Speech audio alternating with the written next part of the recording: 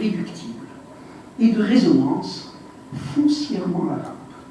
Et ceci, quelle que soit l'origine et la confession des auteurs.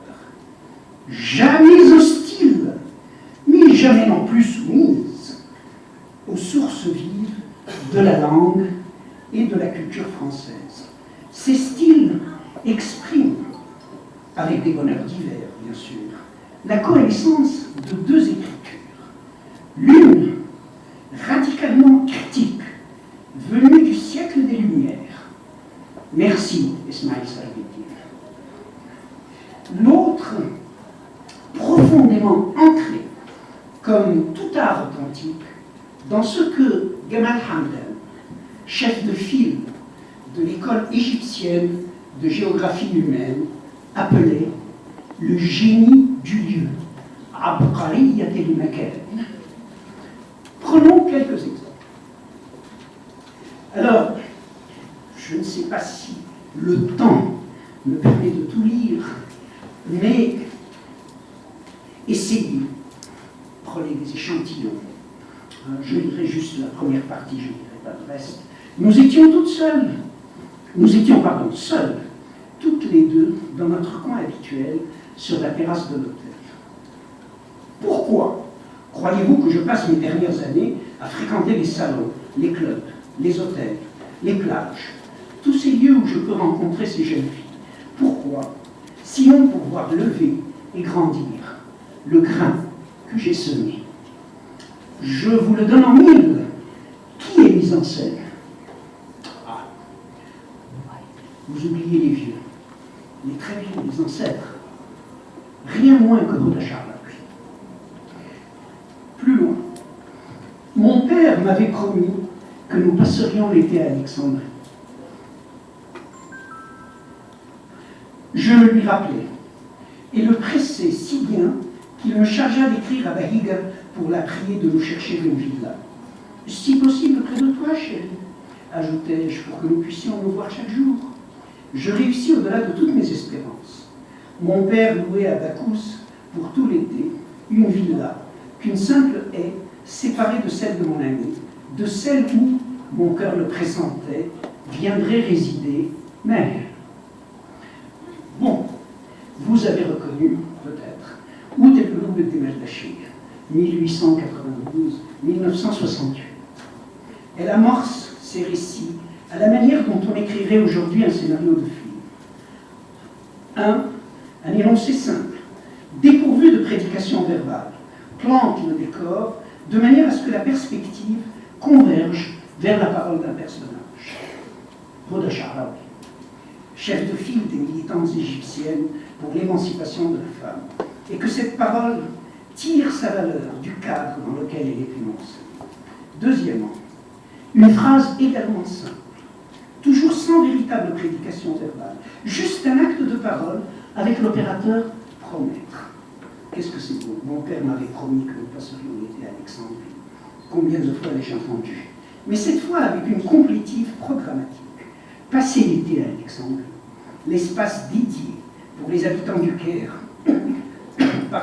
et de beaucoup d'autres villes de l'intérieur, aux vacances et aux jeux de l'amour. Dans les deux cas, l'auteur semble appliquer ce qui ressemble fort à l'une des règles du récit, des premiers énoncés, parfois du premier. On devrait pouvoir dérouler, comme d'une pelote de laine, tout le fil du récit. De ce point de vue-là, Outeloub est un modèle à suivre.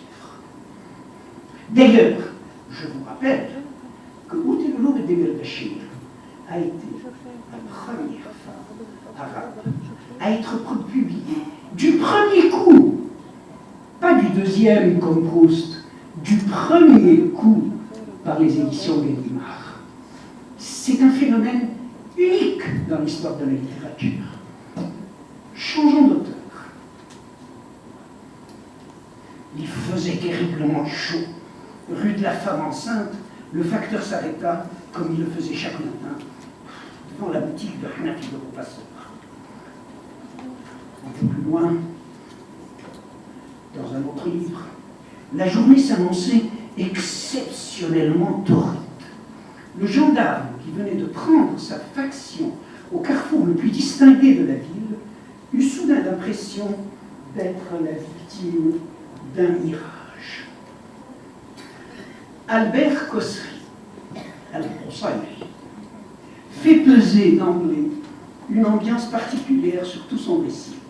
Les deux énoncés initiaux, faits de phrases également simples et courtes, des deux romans pourtant très éloignés dans le temps que nous avons choisi. 1940, Les Opinions de Dieu. 1981, La violence et la dérision. S'engage sous le signe d'une chaude torpeur qui écrase l'action et imprime son rythme à tous les moments du récit. Il faisait terriblement chaud. La journée s'annonçait exceptionnellement dure. Ici, il n'y a pratiquement plus de prédication. Les récits se déroulent pratiquement sans événements autres que ceux qui sont produits par les effets de la chaleur, ou comme dans les comédies classiques, par les fâcheux qui viennent troubler la douce somnolence qui s'est emparée du pays, et que l'on retrouvera dans des descriptions décalées de l'état des surfaces urbaines ou humaines, comme si ces surfaces, la surface des choses, étaient indépassables. Un troisième écrivain, une femme cette fois, une femme de nouveau. Le soleil tapait sur la galerie dont les dalles renvoyaient une lumière de chaud, de sorte que les fauteuils et les tables d'osier brillaient d'un éclat féroce. On avait sorti les asilaires. Leurs voix se mêlaient aux rumeurs de la rue du Père aux Juifs, mais à notre approche, ils se turent. Moins connu en Égypte. Un autre de ces exemples où vous ne pourrez pas ne pas reconnaître quelque chose de très proche, de très familier. Camélia, c'est toi? C'est maman. Attends, je ferme la télé. Comme tu m'as manqué. Ma beauté préférée, à perpétuer, tu me salueras la dame qui m'a répondu au téléphone. C'était la bonne. Ah, alors donne-lui le bonjour de qui a commandé un régiment de séparés. Non, mademoiselle, il n'y a pas d'offense. Quelques regrets émotionnants, ne lui dis pas. À ta guise, mais parle-moi, oui. Parle encore que je me rassure. Et quelle est l'hypoménie? Tu n'es pas malade. Je tremble toutes les nuits, idiote que je suis, comme si au Caire on pouvait attraper le rhume. Tu attrapes le bonheur.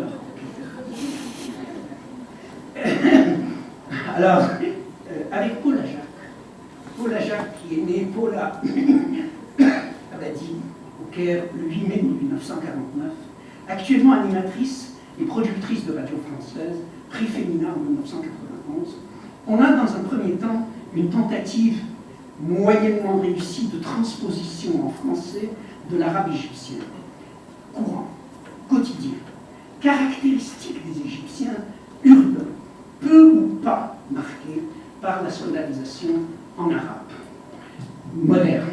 Ceux donc... Excusez-moi, monsieur Abraham, vous avez encore 5 minutes. 5 minutes.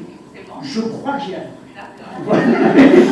Ceux donc qui étaient en contact direct et permanent avec les Juifs, les Arméniens, les Grecs, les Italiens, et qui leur ont transmis cet arabe que nous appelons en Égypte Arabim Kassar. Alors son premier roman s'appelait Lumière de l'œil, Mouraïn. La formule n'a pas pris. Le livre est néanmoins un document irremplaçable pour l'étude des limites de la transposition stylistique et un certain nombre de différences radicales entre le français parlé et l'arabe égyptien parlé. Cette transposition est beaucoup mieux maîtrisée dans ce livre, L'héritage de Tante Carlotta, comme on peut le voir donc dans ce passage que je vous ai lu, et qui fait penser un peu à une scène extraordinaire, une des plus belles du cinéma du monde, la scène de Eskenderi, où Youssef Chahine met en scène tout simplement 6 ou 7 ou 8 femmes qui parlent en même temps, ce qui est tout à fait normal. Voilà.